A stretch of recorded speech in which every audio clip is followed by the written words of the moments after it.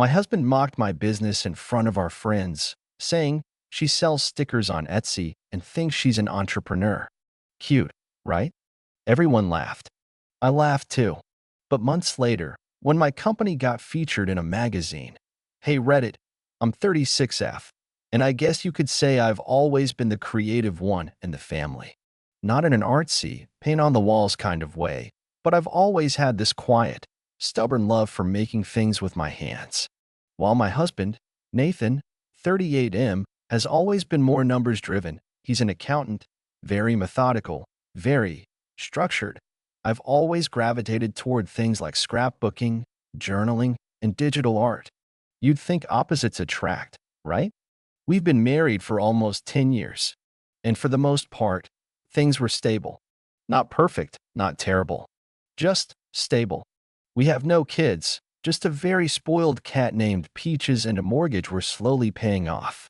Nathan's job brings in a solid income, and for the longest time, I worked in admin at a dental clinic. It was fine, safe, boring. But last year, something shifted in me. Maybe it was the burnout, or maybe it was the fact that every day started blending into the next, like I was just existing, not really living. I started playing around with digital designs again in my spare time, mostly cute, sarcastic quote stickers and planner sheets. I posted a few on Etsy just to see what would happen. To my surprise, they actually sold. Not a lot at first, just a few here and there. But it gave me this small, satisfying jolt of pride every time I got that cha-ching sound from the app. It made me feel like I was building something that was mine. After a few months, I started taking it more seriously. I set up social media accounts, learned a little about SEO, and upgraded my printer. It was still small potatoes, but it felt real. Nathan didn't exactly discourage me. At first, he'd occasionally make little comments, like, "Don't forget to file that with the IRS, boss lady," or "How's the sticker empire today?" They stung a bit, but I let them roll off. I told myself he just didn't get it, that once I showed him this could be more than just a hobby, he'd see the value. Then came the dinner party. It was one of those low-key evenings we hosted maybe once every 2 months. Nathan had some college friends over, Jason and Mel, plus another couple, Lauren and Micah. All very finance-y types. Lots of suits and spreadsheets. I was usually the one who handled the food and setting everything up, and I didn't mind. I liked making things nice. It gave me something to focus on besides awkward small talk. Dinner was halfway through, and the conversation turned to work. Jason was talking about some client of his opening a second restaurant, and Nathan said something like, "Oh man, if only my wife could pull in that kind of revenue with her stickers." I looked up from my plate, blinked, half laughed, thinking maybe I'd misheard him. But he kept going. "She sells stickers on Etsy," he said, gesturing toward me with his glass. Like little quotes and sparkly designs for journals. She calls herself an entrepreneur now. Cute, right? Everyone laughed. Not cruelly, more like they thought he was being charmingly self-deprecating. One of the women even said, "Ah, that's adorable." Like I was a toddler who learned how to tie her shoes. I laughed too. I think I said something like, "Well, someone's gotta bring the glitter to the household." And then I excused myself to check on dessert. In the kitchen, I just stood there staring at the cheesecake. I didn't even feel angry. Just small. Silly. Like I dared to believe I could be taken seriously, and now I was being gently patted on the head and told, "That's enough." After the guests left, I didn't bring it up. I wanted to. I thought about it. But Nathan kissed my forehead, thanked me for being a great host, and disappeared into the den to check sports scores. Over the next few weeks, I quietly stopped showing him my progress. I stopped mentioning my shop at all. But behind the scenes, I worked hard. Every free minute I had, I poured into it. I studied trends, tested materials, took feedback from customers, reworked designs. I stayed up late and woke up early. It became more than just stickers. I added downloadable planners, custom labels, even partnered with a small supplier to offer eco-friendly packaging. Sales grew. Slowly, then faster. I crossed the first milestone I'd set for myself, then the second. But I didn't say a word to Nathan. Not yet. Because by that point, something had shifted in me too. It wasn't just about proving him wrong anymore. It was about reclaiming something I hadn't realized I'd lost. And then one morning, I got an email. It was from a writer at a lifestyle magazine. She'd found my shop on Instagram and wanted to feature my story in their upcoming issue focused on creative entrepreneurs to watch. I stared at the message for a long time, not because I didn't believe it, but because I did, and because I knew, in that moment, exactly how I was going to play this. But I didn't say a word to Nathan. Not yet. The magazine interview was set for 2 weeks later.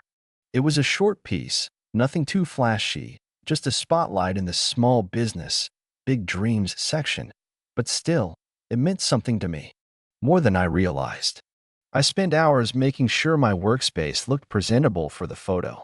I rearranged my shelves, lined up my sticker packs, even placed a little handwritten note by my desk that read, "Do something today your future self will thank you for." It wasn't about bragging. It was about being seen. I didn't tell Nathan. I wanted to hold it close for just a little longer. I guess part of me still worried he'd ruin it somehow, make one of those offhand comments he was so good at, the ones he disguised with a smirk and a shrug, the ones that stayed in my head long after he forgot he even said them. A few nights before the article came out, we were eating takeout on the couch. Nathan was scrolling through his phone, barely touching his food. "You know, Mel told me she wants to start a little side hustle," he said. "I still on the screen. Selling those cake jars or whatever. She asked if you had any advice, since you're the expert now." He looked up then, and I knew that look. The teasing, amused glint that wasn't quite mocking, but wasn't kind either. I smiled, tight. I'd be happy to talk to her. He snorted. "Yeah? Gonna teach her how to post motivational quotes and glitter stickers." I looked down at my noodles. They'd gone cold. "You know," he added, setting his phone down, "it's fine that you're having fun with it. I just don't want you to get carried away. You're not building a tech company or anything. There's a ceiling to this stuff." That part stuck with me. There's a ceiling to this stuff. I didn't answer. I just nodded like I was agreeing, but I was already pulling away in my mind. It was like I'd been holding this invisible rope between us, trying to keep things balanced, and with every remark he made, he sawed at it. And I was just letting it fray. 2 days later, the magazine came out. I waited until Nathan left for work before I went to the bookstore and bought 3 copies. The cashier smiled and said something like, "Must be a good issue." I smiled back, but didn't say why. On the walk home, I opened to the page and just stood there on the sidewalk reading it. My name, my story, my work, all in print. And I realized I didn't want to be small anymore. That night, Nathan came home a little later than usual. I had the article sitting out on the kitchen counter, face up, as casual as I could make it. I wasn't expecting applause. I wasn't even expecting pride. I just wanted a reaction. A moment. Something. He didn't notice at first. He walked past it, dumped his keys, poured himself a drink. I waited. Then I saw him glance down at the page. He picked it up, stared for a second. Read the headline aloud. Sticker Queen.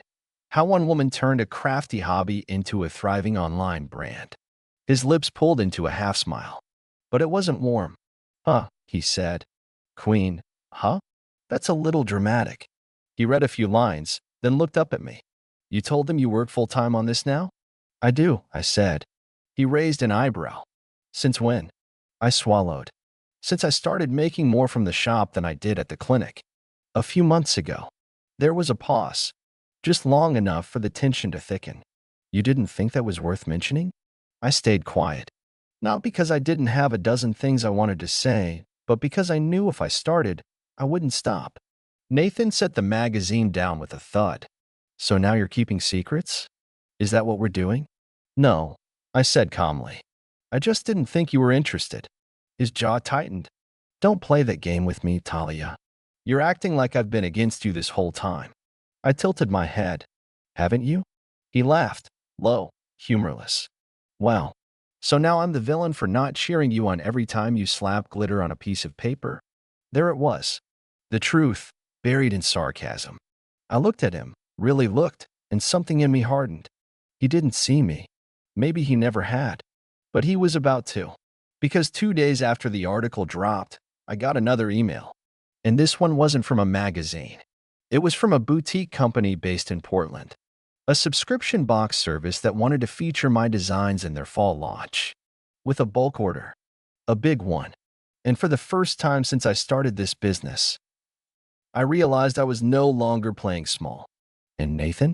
He was going to find that out in the most unexpected, uncomfortable way. The dinner party was Nathan's idea. He mentioned it casually one night while brushing his teeth, like it was no big deal. Just a few people from the firm. Nothing formal, he said through a mouthful of toothpaste. You know how these things go. Food, drinks, some light networking. I nodded. When? Next Saturday. Shouldn't be more than 10 or 12 people. He didn't ask if I was okay with it. He never really did. It was assumed I'd handle the details, menu, seating, making sure the house looked like something out of a lifestyle blog. That was my unofficial role, the quiet support system behind his polished image. But this time, I said nothing. I just nodded and turned off the bathroom light as I left. Over the next week, I planned everything with care. I ordered a grazing board from a small local shop I liked, polished the glasses we only used on special occasions, and made sure the fireplace was clean and cozy. I even laid out little name cards. Nathan rolled his eyes at that, but I pretended not to notice. You don't have to go overboard, he muttered as he passed by. It's not the Met Gala. I know, I said. I just want it to feel nice. He didn't respond. By Saturday evening, everything was ready.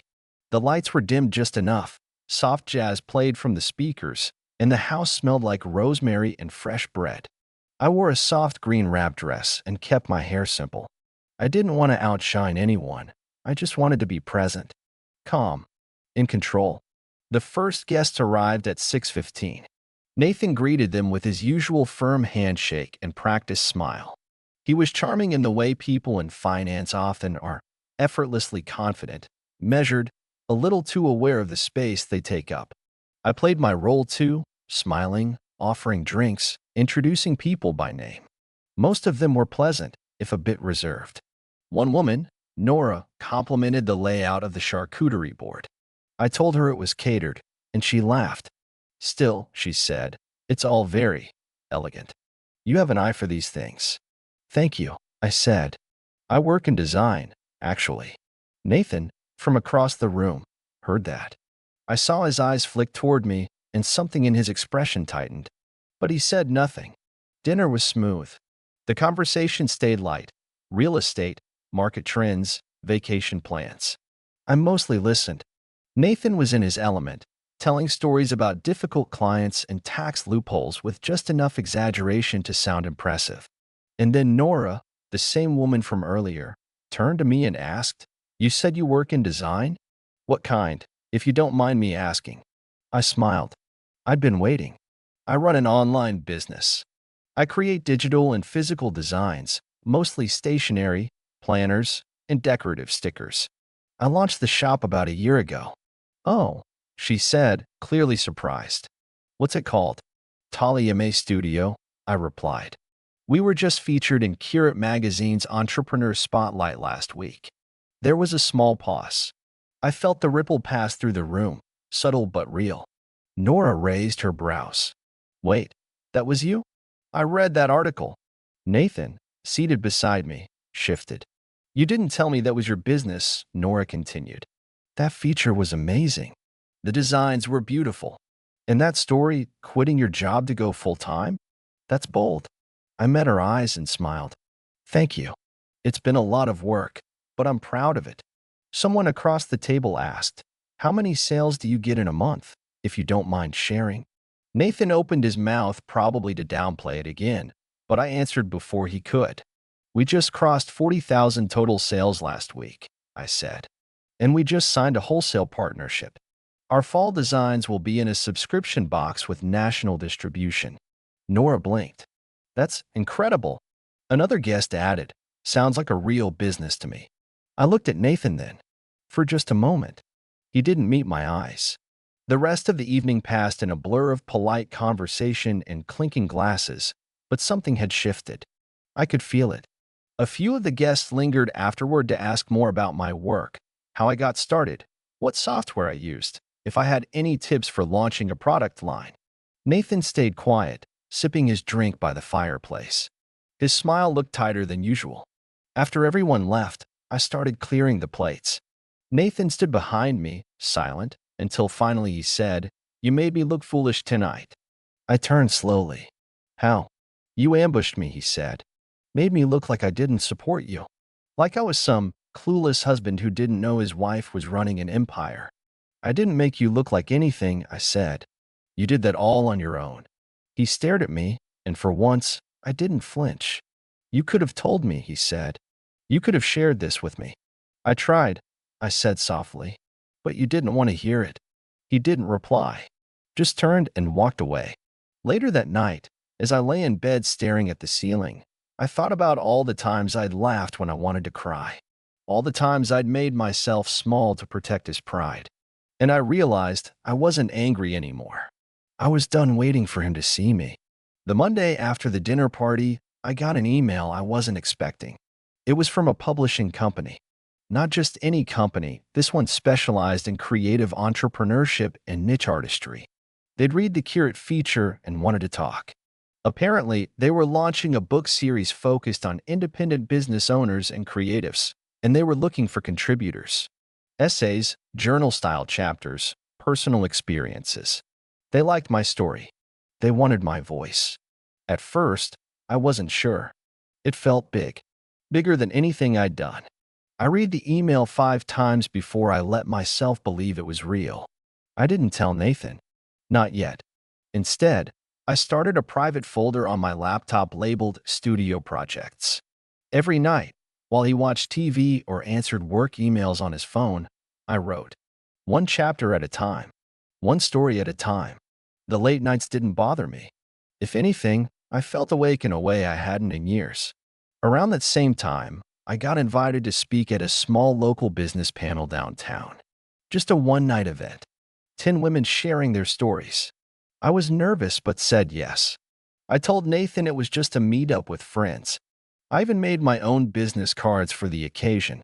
That night, I stood in front of a modest but packed room, cafe lighting, exposed brick, warm chatter, and told the story of how I started from a kitchen table with a 10-year-old laptop and a Cricut machine. People laughed, clapped, asked thoughtful questions. At the end of the night, someone came up to me and asked if I ever did consulting. She ran a boutique and wanted help launching a digital product line. She offered to pay. I said yes. The truth is, it wasn't about the money anymore. It was about what it felt like to be heard, to be respected, to be seen. Nathan was busy with a new client at the firm. He started coming home later, snapping a little more often. I asked if he was okay, and he'd brush me off with, "Just tired." He didn't ask how I was doing, and I stopped offering. Until one Friday night, everything started to crack. We were supposed to go to dinner with his coworkers again. A small gathering, not formal, but still part of the social games Nathan played so well. I came downstairs in a simple black dress, makeup done, hair pulled back. Nathan looked up from the couch, eyes narrowing. "You're not wearing that, are you?" I blinked. "What's wrong with it?" He stood. "It's just a little much, don't you think?" "This isn't a gala." I didn't answer. Just grabbed my purse and keys.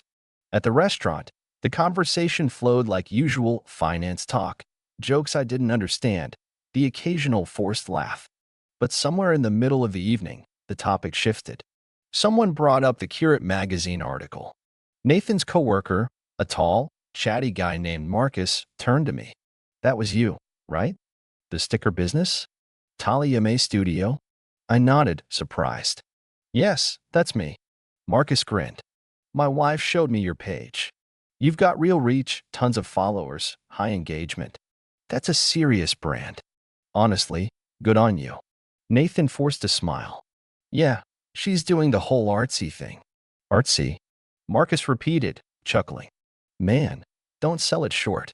She's probably bringing in more traffic than half of us combined." Nathan laughed a little too tightly. "It's stickers, Marcus.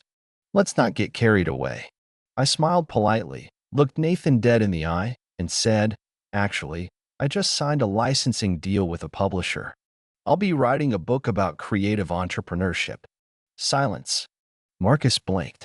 "Wait, seriously?" I nodded. "Yep.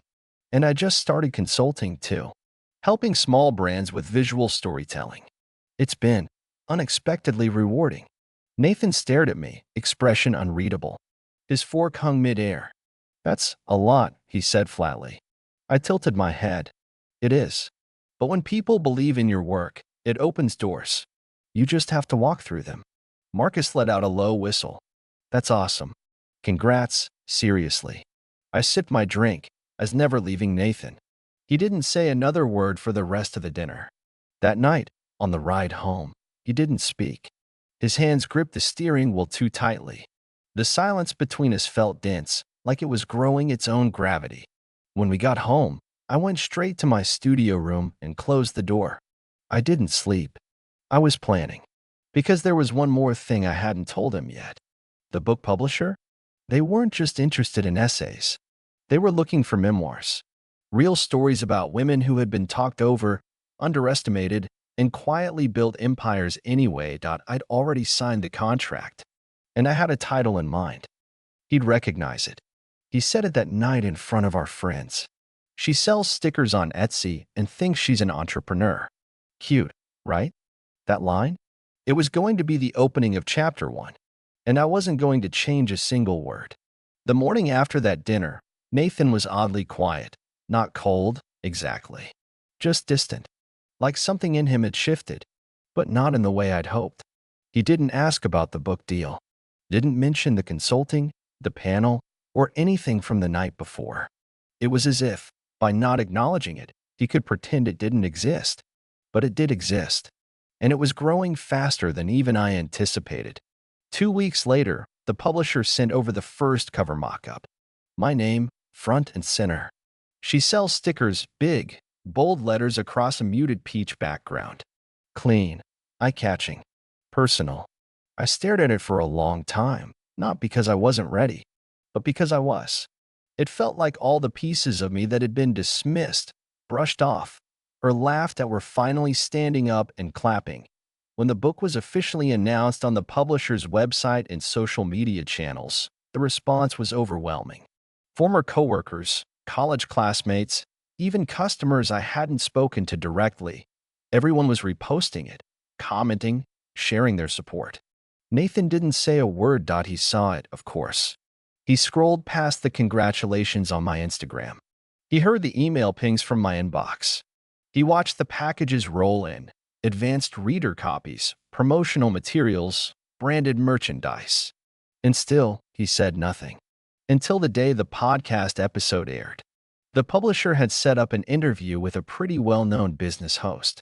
We talked about creativity, doubt, and the challenges of being dismissed by those closest to you. I didn't name Nathan, but I didn't need to. The host quoted the line from the dinner party, "She sells stickers on Etsy," and asked how it felt to be underestimated. I took a breath and told the truth. It hurt, but I realized I had a choice. I could spend my energy trying to convince someone to respect me, or I could put that energy into building something that spoke for itself. That clip went viral, and Nathan finally snapped. He came home that night, tossed his keys a little too hard onto the counter, and said, "So you're airing our dirty laundry in public now?" I was calm, unbothered, honestly. "I didn't mention your name. You didn't have to," he said. "People know. My coworkers are talking about it. Marcus is quoting your podcast in the break room." I looked at him, really looked at him. "You're embarrassed because they're realizing I'm more than just your wife." He scoffed, but it was weak. Hollow. "This is just a phase. These people, the followers, the hype, it'll fade. And when it does," I cut him off, voice steady. "It's not a phase, Nathan. It's a business. And it's not going anywhere." I expected him to argue, but he didn't. He just shook his head like I was some stubborn child and walked away. 2 days later, he handed me an envelope. A formal letter. Not a divorce, but a proposition. He wanted me to rebrand my public presence, make it less personal, more neutral. He didn't want his name associated with anything messy. In return, he offered a sizable monthly allowance to focus on the business discreetly. He thought he was being generous. I laughed. I didn't yell. I didn't cry. I didn't even raise my voice. I just walked into my studio, picked up the legal folder I'd been keeping tucked away in a drawer, and handed it to him. Inside was everything: copies of the contracts, copyright documents, financial reports showing our savings, my earnings surpassing what he'd made in the last year. Even a draft separation agreement. I'd already seen a lawyer. Quietly, methodically, patiently. He read through it, expression darkening with every line. "What is this?" he asked. "My exit plan," I said simply. "It's been in motion for a while." He looked up at me like he didn't recognize me. Maybe he didn't. Maybe he never had. I moved out 2 weeks later, took my books, my art supplies, my laptop, and left the house I'd spent years trying to make a home. I moved into a small townhouse across town. Nothing fancy, but it had great light, and a spare room I turned into a bigger, better studio. The book launched to strong sales. Not a blockbuster, but enough. Enough to keep the business thriving, to open doors to new opportunities. I started teaching online workshops. I traveled for creative retreats. I built a team. People kept asking me, "What happened to your husband?" And I always said the same thing. He thought I sold stickers. I built a company. Now, Nathan and I are officially divorced. It was cleaner than I expected, thanks to the paper trail I kept and the legal counsel I had. He still works at the same firm. I hear things sometimes, how he tells people he used to be married to someone who went viral, like I was some fleeting internet story. I didn't write the book to get back at him, but I did write it so people like me wouldn't feel so alone.